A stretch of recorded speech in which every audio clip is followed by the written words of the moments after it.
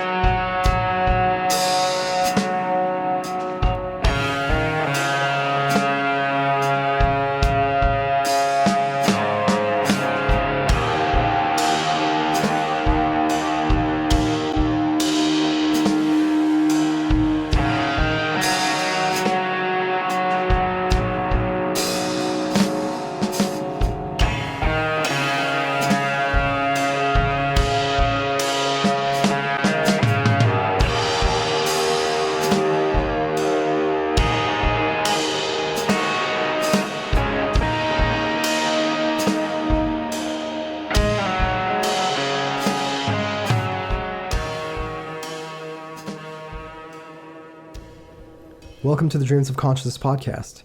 If you'd be so kind, would you mind introducing yourself? Hi, I'm Dylan Carlson from Earth.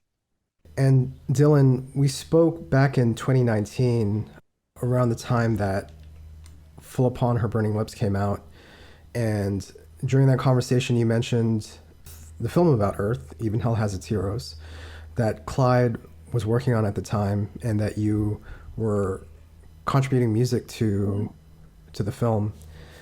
As we're having this conversation, the movie had its premiere, I think, exactly a month ago on March 18th.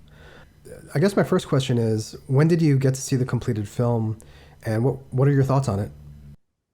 We saw the completed film, I think it was in, oh, yeah, I think it was October of last year, I think, if I'm not if I'm not wrong, because we had just done a short, well, I guess it wasn't a short tour. We did just done a US tour that ended in Seattle. So, and since a lot of the people in it were in one spot, I think Clyde did a preview of it for us before they, the lead up to the pre-order and all that kind of stuff. So yeah, I think it was October of last year that I finally saw the completed version. So yeah, I mean, I really like it, and like, even if I wasn't involved, I totally admire Clyde's work. But I guess the things I really like about it is the fact that it's one, music is such a big part of it. Like, it's there's a lot of documentaries on music where it's just sort of like, I don't know, it loses focus on the music sometimes, I feel like. But then this one also, I really like it because there's not like one perspective or like one narrative arc. It's just like there's so many people that have been involved over the years. And so I feel like it's I don't know, I like the fact that it's a lot of different people talking about the same thing instead of just like one person talking about something. Yeah, the film really, or I should say, Clyde really went out of the way to speak with the people involved with Earth in various capacities, not just band members, but producers, record label owners, things like that. Once you saw the film, were you surprised by anything they had to say? Yeah, I mean it was interesting because, some of the people,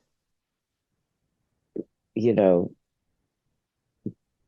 most of the people I'm still friends with, and a lot of them I still work with, but, some of them over the course of time, people stop being friends or get bent out of shape, or, go on separate paths, or, scatter to the four winds. So yeah, there was definitely some interesting stuff in there of people who I either hadn't seen in a while, hadn't talked to in a while, some people that stopped talking to me,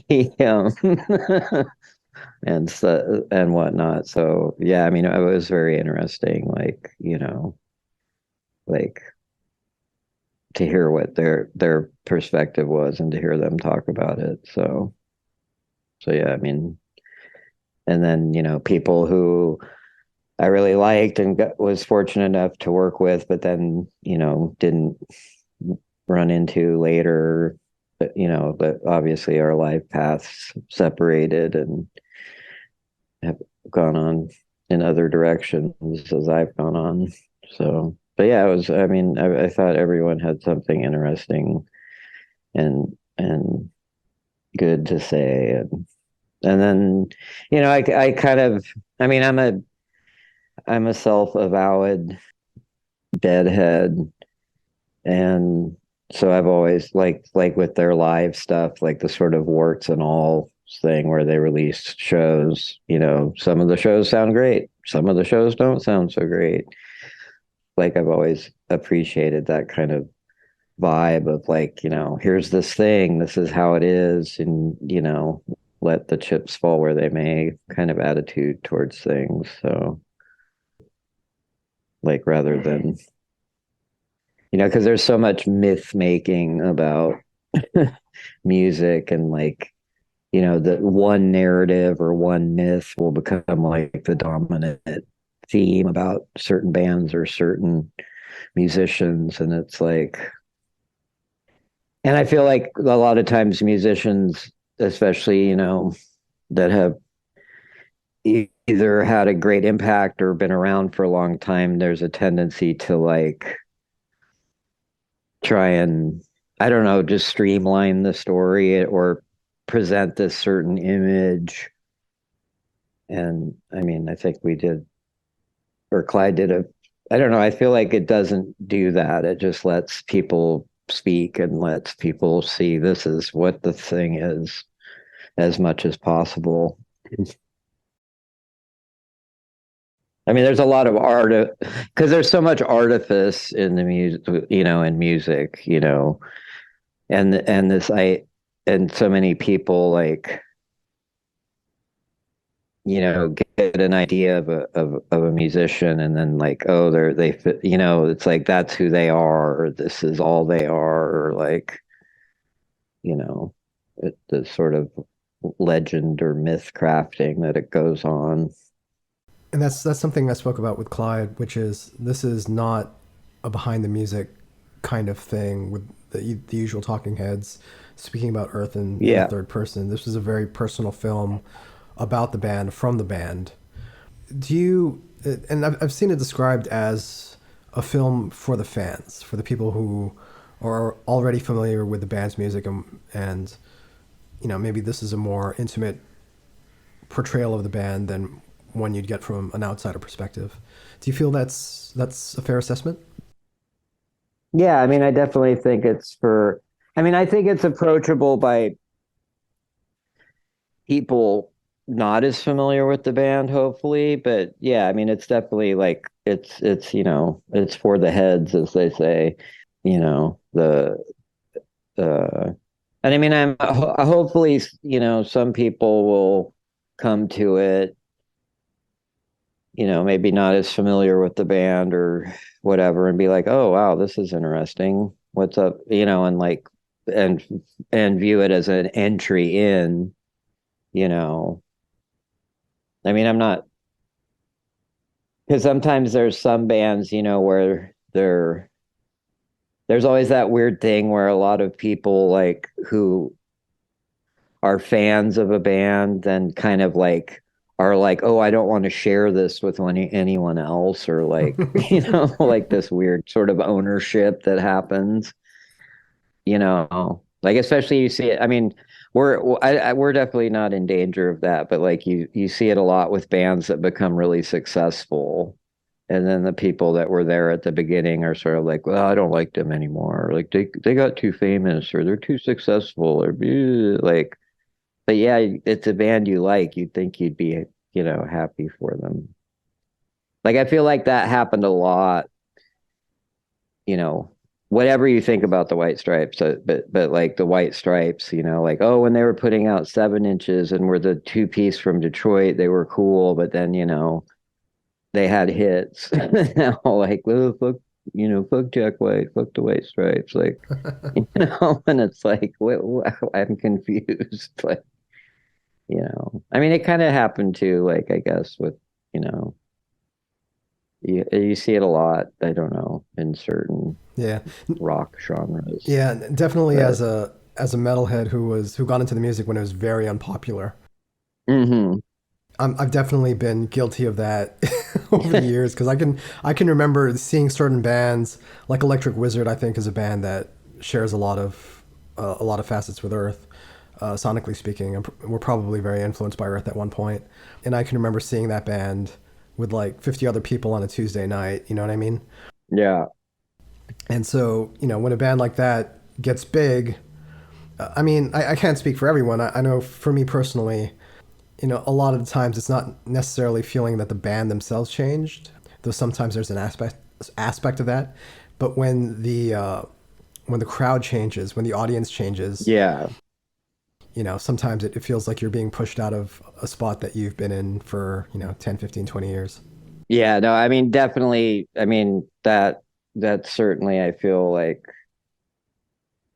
as a as a as someone who likes the Grateful Dead, that there's definitely that feeling that happens, when suddenly they had a, late career hit and then like, and now this whole Dead and Co thing, like it's like, which I mean, I don't really and whatever. But yeah, also I mean I grew up with metal too, and I'm a metalhead, and so yeah, I remember that a lot with like, your favorite metal band becoming, you know, like Raven trying to doing a major label record and whatever. But I mean, at least metal, it was like you, I mean, I don't know. I feel like metal had less of that, at least in the 80s. Metal had much less of that weird idea of cred and stuff that I feel like punk rock, or not even punk rock, like late hardcore or whatever, infected the world of independent music with this idea, these ideas of like they sold out or they did this or they, and it's like, like if you're in a band and you're making money at it, you've already crossed that line. It's like, it's just how you handle it. You know what I mean? It's like there's like graceful ways to do it, and then there's bad ways to do it, I guess, but yeah, I don't know. It's just funny to me. It's like I said, we're not we've never been the most successful band in the world, so I think we're all right, but you know. In coming up with the soundtrack, did you already have a sense of what the scenes were going to be like? What was going to be filmed? Not really. Clyde kind of said, "Oh, like basically gave us the scenes and we like watched them and then, recorded stuff and then I'm not sure. I mean, I'm not sure. I can't remember if Clyde just like did that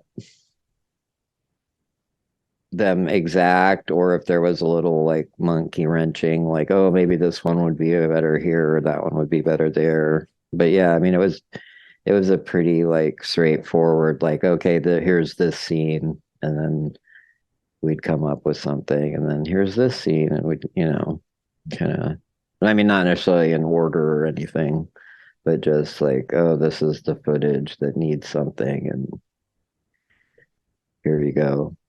And then I mean, there's a couple things. Well, like there's one song that's like a reference to the Melvins. Like it uses part of one of their riffs from their first 7-inch, sort of an homage. And then other ones, it's like just kind of like a feel kind of thing. Like, oh, this feels like that time or this era, depending on if it was like for sort of a historical spot in the film or like, you know, and then the titles I sort of came up with later. I mean, some of them I had the idea for the titles while we were doing them, and then other ones was just sort of like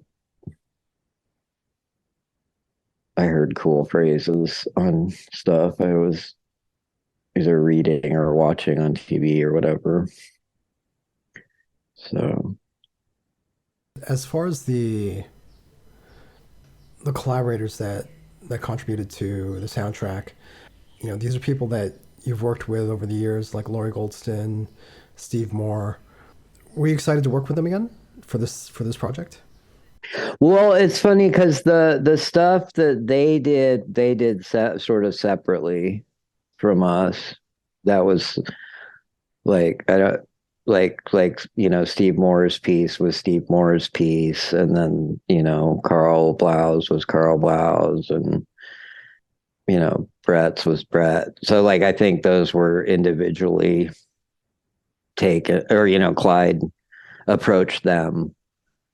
So so yeah, it's like there's like their stuff that's their stuff, and then the other stuff is like mostly I think most of it's the way the actual Earth tracks are me and Adrian, and then there's some other tracks that are other people that we weren't. I mean, we weren't involved in them. Those were, Clyde got them to do those, so we weren't all in the same spot at the same time for those parts.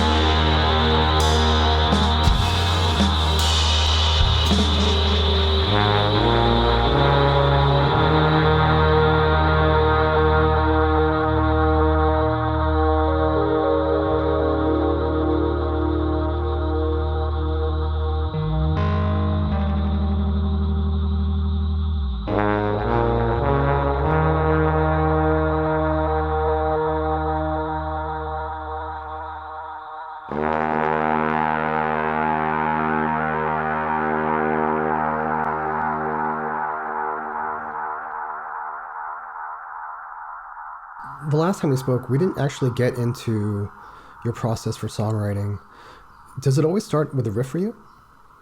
Pretty much. I mean, it's always like it's always. I mean, I I mean, it depends. Sometimes, you know, I'll write stuff and practicing. Although, that's like so like well, especially like the last album, it was a lot of like me and Adrian in this, practice studio, just jamming and then taking stuff. But now that I live in Los Angeles and she's in Seattle, we don't get together as often to do that unless there's like a tour or something coming up. But yeah, usually it's like, me sitting around fiddling on guitar or woodshedding as I call it, and then I'll sort of hear something I like and be like, oh, what's this, and then start to kind of work on it. Yeah, I mean, I feel like my compositional technique has remained pretty similar. Like, and let, and then sometimes I'll like sort of set myself. Like when I wrote Old Black, it was like, oh, I want to do like a chord based song with a progression, and like kind of like it, like what I guess what most people would consider sort of standard songwriting procedure rather than riff based. So yeah, sometimes it's like a little task I set myself, or like, oh, let's try a song this way, or you know. But yeah, it pretty much always starts with the guitar. I mean, sometimes I try and, I mean, actually, sometimes too. Now I have a bass, so sometimes, which I really like playing. So um, sometimes it's like, oh, I have this cool riff on the bass, and then I see what it sounds like on the guitar, and then um, so Since you're not coming up with stuff in the rehearsal spot with, since you're not jamming with Adrian, are you recording stuff on a computer? Do you have like an 8 track or a Tascam or anything like that? no, I haven't. I've been I've been I usually just put the riff on voice memo on my phone. Actually, a lot of bands do that. I just spoke with the bass player from Napalm Death, and that's how he records stuff as well. Yeah, I mean, I went and bought some microphones, and I have this grand idea of like, oh, I'm gonna buy a new laptop and get like a recording software and like have a little home setup. But so far, I only have two microphones and haven't made the leap yet. But I mean, I've had the laptop for a while, but I've never been able to make the mics work going into GarageBand. So it's just like, I'm just like, whatever. Like, I'm just gonna record the riff on the phone until then. But hopefully, like I said, I'd like to try and like learn how to. I feel like maybe I should learn how to do that. And then, I mean, technology. I'm not a huge fan of technology. I mean, I've been trying to adapt as well as possible, and I'm semi competent at some things, but that I am not a big fan of. But it's something I should feel like I should not learn how to do. So Since most of your music is instrumental, do you feel that frees you up in terms of song structure because you don't have to think about things like, having a verse and then having a chorus and then going back to the verse and that kind of thing? yeah, I mean, I definitely think that helps in that department. I mean, I still kind of think that way, just because like I, but I feel like my song structures are a little different because it's like, I mean, and then I mean, I always still think a lot about song arc, like how the song go, from start to finish. Does it take us somewhere? And then, I mean, and then I mean, if you want to, the riff, the hook, the whatever you want to call it, like I'm always very conscious of that because it's like, I don't want to repeat something that's not some. I mean, if you're going to repeat the cool thing about the riff is you want to hear it again. And if it's not a good riff, then no one wants to hear it again. So it, I don't know, it makes me think, but Was coming up with the score, the parts of the score different than the way that you usually write music? Like, did you have to think about approaching it in a different way? I mean, it was a little different in the fact that it, you know, it was for specific parts, and that they didn't really have to be like completed songs. They're much shorter, and they're for a specific purpose, and they're tied to this visual aspect. So they're not necessarily like like if they were going to become completed songs, there'd probably be more work involved in a way. I mean, not that there wasn't, but you know what I mean? Like, Yeah, yeah. yeah, maybe we'd try another, throw in a second riff or a third riff or like a change or a. So I feel like they're definitely, like, I mean, when you're working towards a visual thing, it's like ultimately at the end, that music is serving the visual image. I mean, it's like when I did the Gold soundtrack, it was like I'm serving someone else's vision at the end of the day, and it's not about, like what I'm doing is helping that. And so, and as a soundtrack, usually it's not going to be at the forefront of what people are like thinking about, unless they're like musicians and are into soundtracks. Ultimately at the end of the day, it's serving the visual medium, is kind of how I look at it. It's interesting. I didn't think about this, but each segment is somebody telling a story. So it's almost like you're the you're the music under their storytelling. Did you hear a lot of these interviews before the film, before you got to see the finished film? No, no, I didn't really. No, they were kind of done more to visual cues, like more of the footage, like the road footage or the old footage of Seattle, or like that's more like our stuff. And then, like Steve Moore's music is on Steve Moore's thing, and Carl Blau's is on Carl's. Like, so yeah, ours is more, I think, on the like the footage, like the not talking part of the. Yeah, gotcha. Yeah. Yeah. Was there any segment when you saw the finished scene that you particularly liked the way the music went with the scene? I mean, I really liked the band performance of the Bees Made Honey on that footage, because that was a pretty wild version of Bees. It was cool. I mean, I love what Brett and Lori do. I liked the Michael McDaniel's part. Trying to think what else. I brought this up with Clyde, but my very favorite scene is the one with Jonas Haskins.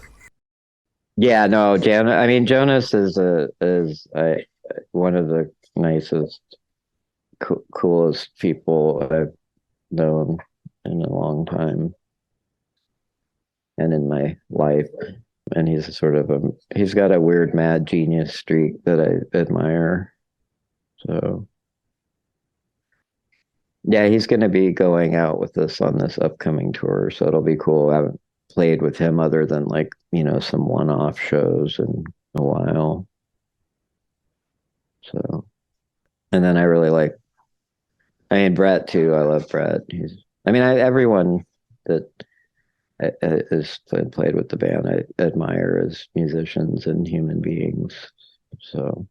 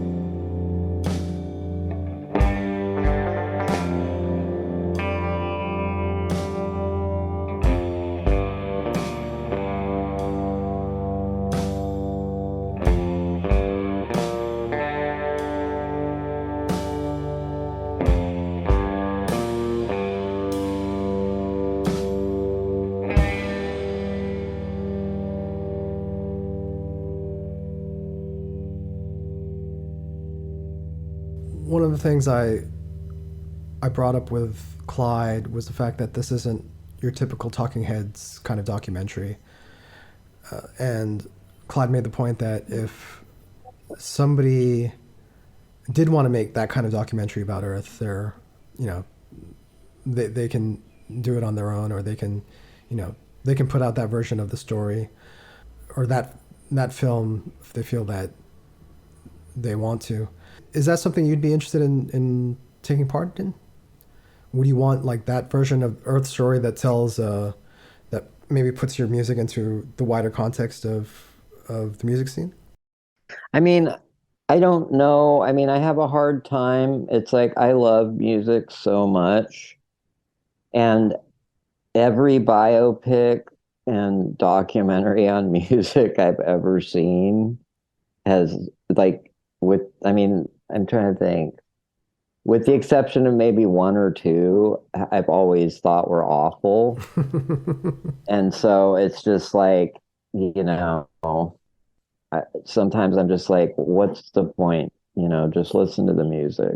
And you know, it's just like, or like the way like I mean, I guess the worst offenders are when they suddenly decide to do a movie, you know, and get like an actor to play a musician, and then like they it's like the stories are interesting enough, but they always feel the need to like rewrite the story or add details that aren't true, and like, you know, it's just like, and then the historical inaccuracies usually just like boggle like it really drives me crazy, like when like, oh, the equipment's wrong, or like, you know, like, you know, oh, it's 1958, but they're playing like obviously a 2011 Gibson, you know. It's just like, I mean, it's always just, it never works. It's just like, I don't know why. It just does not work, you know, like, and the stories are interesting enough on their own, and I mean, I think, you know, because maybe it has to do with this whole trend in the world of like not understanding nuance, and like wanting to see history as this certain like,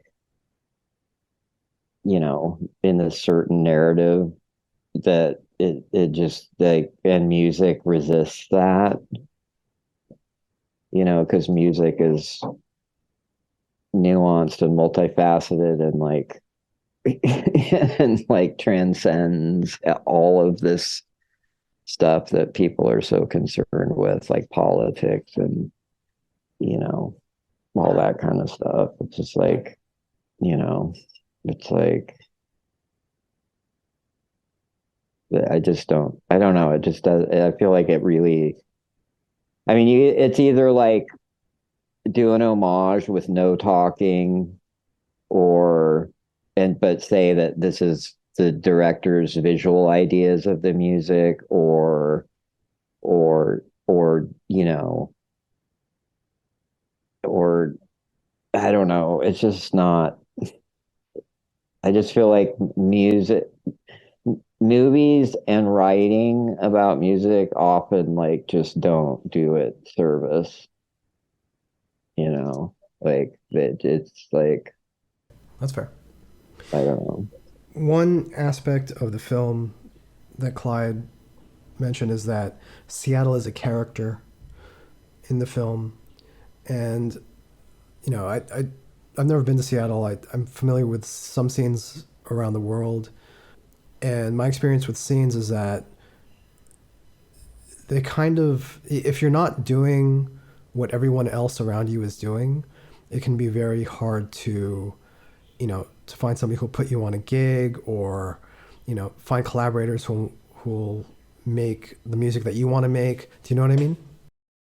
Oh yeah, I mean, definitely it's well, I mean, what happens is also what ends up happening is a lot of people want to start, well, especially, I mean, I don't know if it happens quite the same anymore, like the music industry's changed so much where I like it, but back then, like obviously the music industry was looking for a city with a scene that they could monetize and like, and then when that kind of money comes to town, things start to change and people start to do what they think will sell and like, like that kind of happens.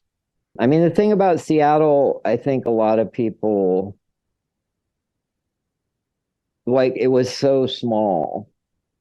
Like, I mean, I think at the time, like, I mean, like at the time I moved back to Seattle, it was like 350,000 people. And by the time, when the Seattle scene started hopping off, it was like 500,000 people. So it was small. And it's like, you know, everybody sort of knew everybody and saw, it was so that small. And I mean, I think, and there was not, I mean, there wasn't, you had to make your own fun or whatever, or do your own thing. And so I think, I mean, definitely at the start, I feel like, there was still a lot of support and like weird bills and like things were a little more fluid. And then obviously, you know, the majors were like, oh, here's the next scene. And like, it kind of, it got noticed. I mean, hats off to Bruce and John. I mean, they were like, they would pay to fly British journalists to come to shows and like paid for Mudhoney to go to Australia. You know what I mean? They were like, they really helped, get people to be like, oh, what's going on up in this crazy town, and but yeah, I mean, it definitely changed. And then people start expecting a certain thing from a city rather than, I mean, that's, it's like hats off to Bruce and John. I mean, they definitely took a risk with us or me or however you want to, with Earth. Like, we were not, I mean, it's funny because, like a lot of people talk about Earth 2 now, but like it took a little while to sell that first pressing of like 3,000 copies. It didn't blow out the door overnight because, I think a lot of people who would have liked it saw it was on Sub Pop and thought, nah. And then a lot of people that saw Sub Pop and wanted it, got it, and were like, "What is this?" So it was like it was a very like this isn't what I signed up for. Like, but but yeah, I mean, I think I feel like it was a little different there. There was like, I mean, like how Sub Pop saw us was opening for L7 at a club. So you know what I mean? Like no one would put that bill together nowadays. You know what I mean? Like Yeah, it's and so and, I and think that's there was that's that's kind of what I'm getting at, which is in a scene where you guys didn't really fit in with a lot of what was going on in terms of genre or being an instrumental band or having these very long songs. You were in a scene that kind of a lot of your peers were also not easily categorizable, you know what I mean? yeah, And so it kind of didn't matter that you didn't fit in because nobody fit in. yeah, yeah. I mean, there was definitely, I mean, there was definitely, I think, an openness and a desire to see stuff that was just because it, as the first article NME ever wrote about Seattle said, the opening line was an obscure West Coast seaport. And like, like, and like, yeah, that's us. Like, and like, so it was like, we had to, you just sort of had to make your own stuff happen. So, and then, and now it's gone. But Do you feel there's a deep nostalgia to the movie? Do you feel like the movie is about a city that isn't around anymore? well, yeah, it's definitely a city that's not there anymore. I mean, Seattle now is like, I mean, I literally don't recognize whole areas. I mean, that started happening like even before I left because, I would travel a lot and like I'd come back and I'd be like, what happened to this neighborhood and what happened to this spot? Like, and now it's in like hyper overdrive. Like, but I mean, I don't know if it's necessarily nostalgia. I think of it more as just like, I don't know, maybe more of a, what's the word? An homage or this is about of history almost. Like this was what it was, and it's gone. But this is what I mean. It's. I mean, that's the thing about music. It's a finite. You know what I mean? It's like that old Rolling Stones song about our love is like our music. It's here and now it's gone. It's like it's this fleeting thing. And then only with the advent of like recording technology are we able to like, I mean, like a record is just a moment in time, but because it's been preserved, it's like it acts through time. Whereas like a live show is that moment is just a moment in time. And then, and then, you know, obviously with the advent of film and stuff.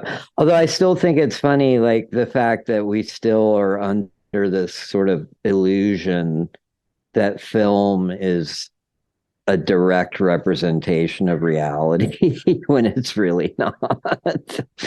Like we still labor under that. And it's like, especially with the advent of all the ways they can, screw around with visual images and like, but that we still insist on this idea that a photo is real. And it's like, no, it's not, but it's just a representation. But yeah, so I guess it's more of it evokes, it's an evocation of a time maybe in Seattle and the Pacific Northwest. Well, Olympia, Aberdeen, whatnot.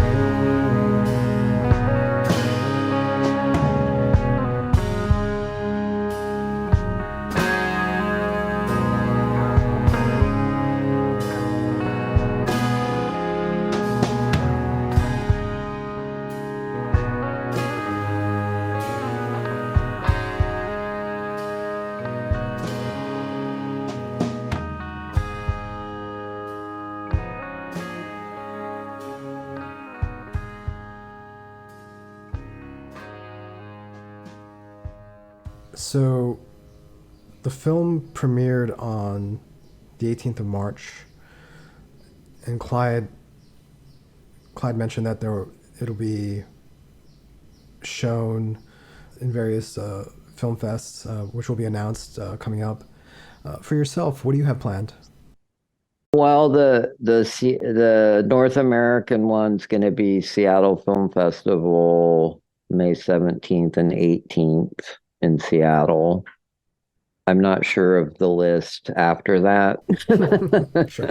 But Clyde was saying something about Philadelphia and Calgary and New Zealand, I think, are on the roster.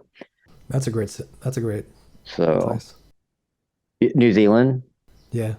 yeah, no, I love it there. It's amazing. I've I've been lucky to go there twice, and one of my favorite. That country is like a visual representation of Earth's music. There's like mountains on one side, the Yeah, sea on the other side, a volcano in the middle of the city. It's crazy. yeah. No, it's weird. It has a sort of like it's definitely got like a weird.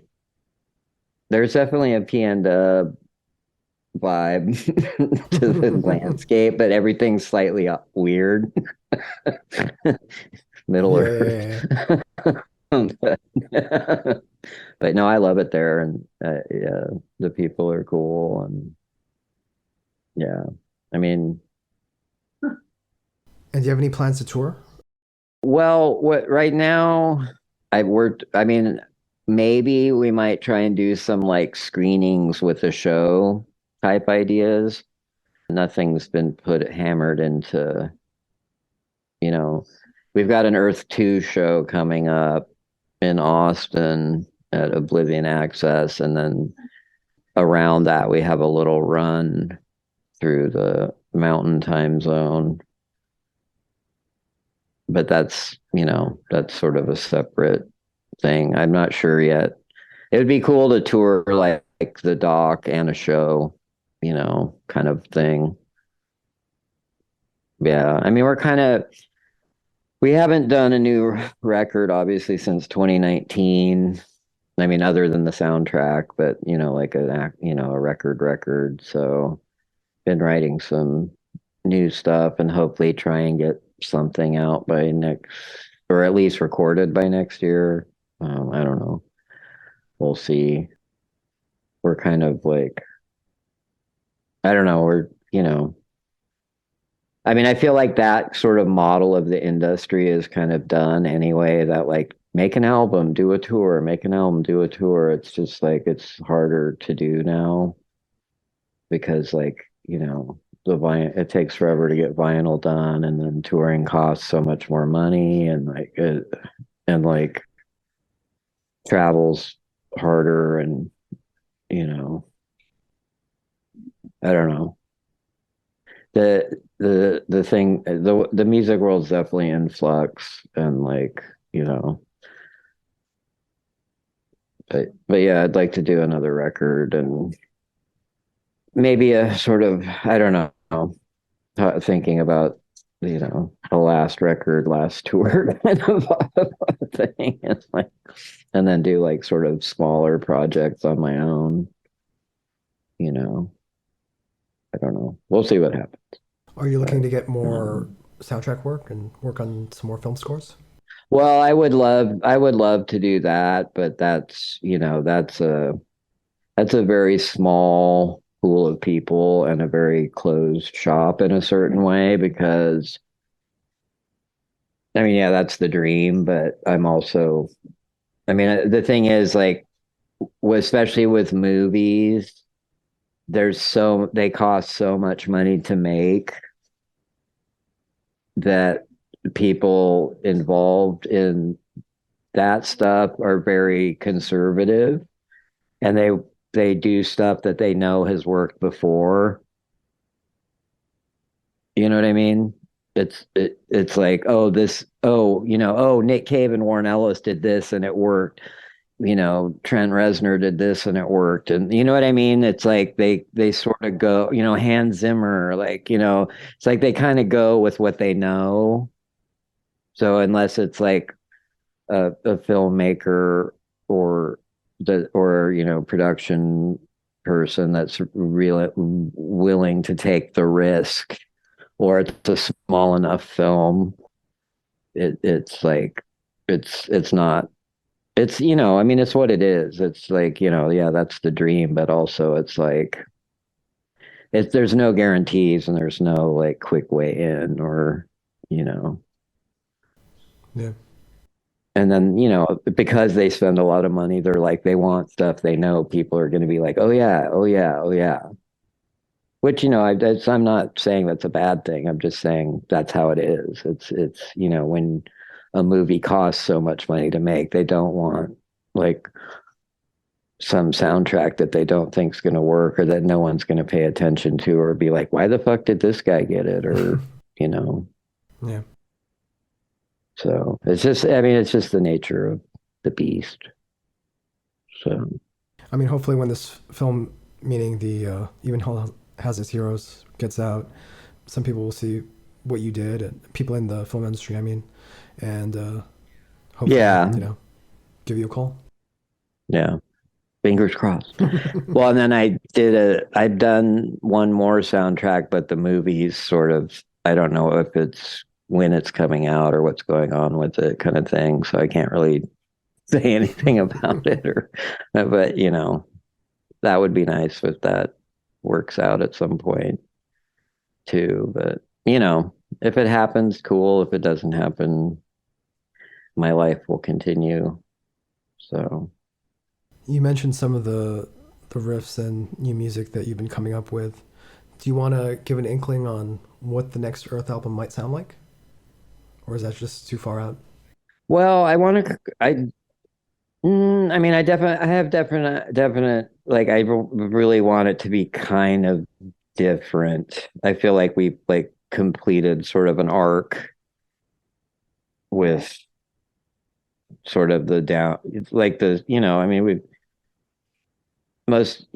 done most of the recording, like, sort of like old school in a studio, band set up in a room much of the time, like the old school recording style.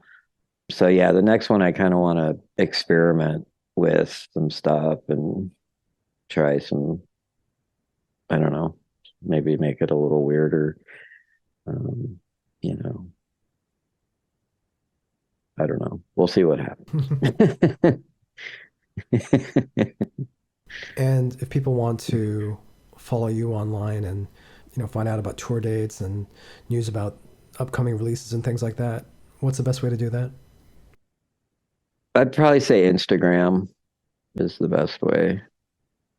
I haven't mastered TikTok or downloaded. I haven't figured out the TikTok angle yet, nor will I probably ever. But yes, I'd say Instagram is, and we're kind of in a transitional period. We left Sargent House in 2021, and we're sort of, we're free agents, so we don't necessarily have, not necessarily like the website. It's not really being managed. The Facebook pages are not really being managed. You know what I Yeah. mean? It's kind of like, but I do the Instagram for the most part, so I try and keep up on those too. Okay. So yes, I would say Instagram is the best spot at the moment. Is there anything else you want to say about the film or your music or anything else? No, I guess, I mean, thanks to everyone who's, interested and supported us over the years and likes what we do. And, thanks to you for doing this. And yeah. Cool. Thanks so much, Dylan. Okay.